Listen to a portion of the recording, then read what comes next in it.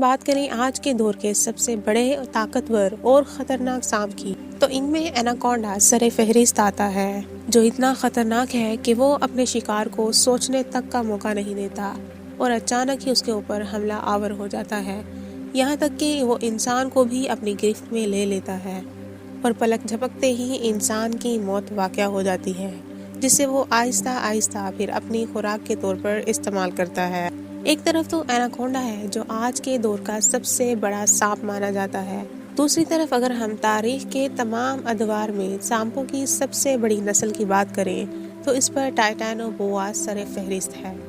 ٹائٹانوبوا ایک ایسا سانپ جو آج سے ہزاروں سال پہلے ہوا کرتا تھا، اور یہ نہ صرف اپنے دور کا بلکہ تمام ادوار کا سب سے بڑا سانپ تھا۔ یہ سانپ اتنا خطرناک تھا کہ بڑے سے بڑے مانسٹر کو بھی یہ کھا جاتا تھا، یہی وجہ تھی کہ اس سانپ کا نام مانسٹر سنیک بھی پڑ گیا تھا۔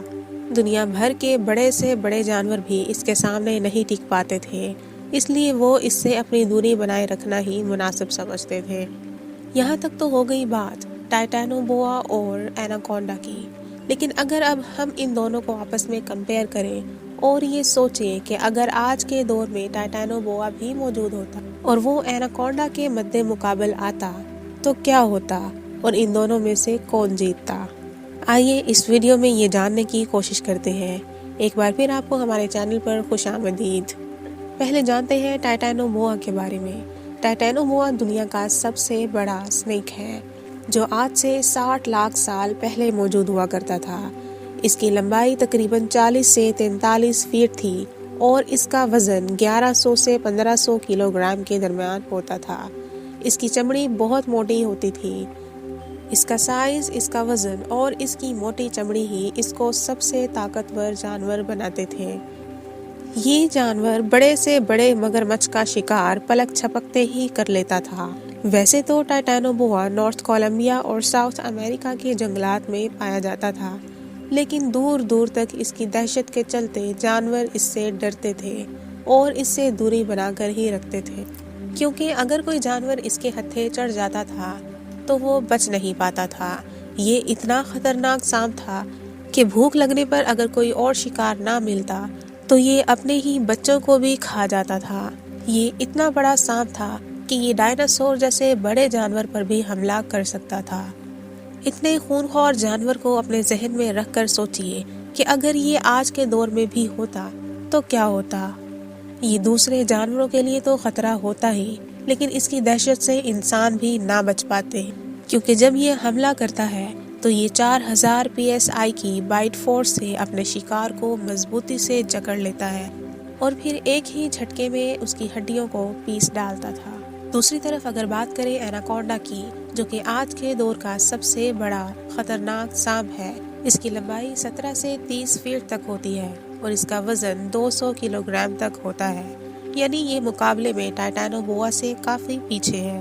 اس لیے ہم کہہ سکتے ہیں کہ ٹائٹانوبوا سے لڑنے کے لیے اس کو تھوڑی سی مشکل درپیش ضرور آئے گی۔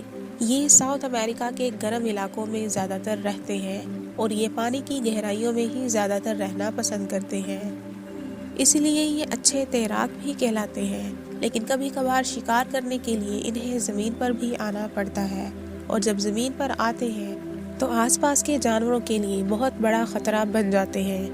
ٹائٹانوبوا کی طرح یہ بھی بڑے شکار کی تلاش میں ہوتے ہیں اور جیسے ہی اپنا شکار پاتے ہیں اس کو جکڑ لیتے ہیں اور اس کی ہڈیوں کو چکنا چور کر دیتے ہیں۔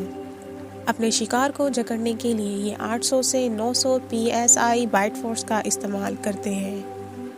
اب جانتے ہیں کہ اگر ان دونوں سانپوں کا آمنا سامنا ہو جائے تو ان میں سے کون جیتے گا۔